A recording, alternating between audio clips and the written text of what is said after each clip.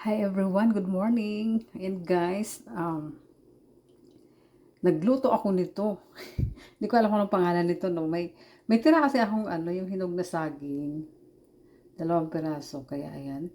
Ginano ko siya, minash ko, tapos linagyan ko ng harina, itlog, at saka fresh milk. Kaya ayan, pinirito ko. Hindi ko na binidyohan habang ako nagpiprito. Yan na. Yan na siya guys, oh. Ewan ko anong tawag nito. Experiment ko lang to, ha. Kasi sayang naman yung hinog na saging na overripe na talaga siya. Yan. At yan guys, binudburan ko siya ng white sugar.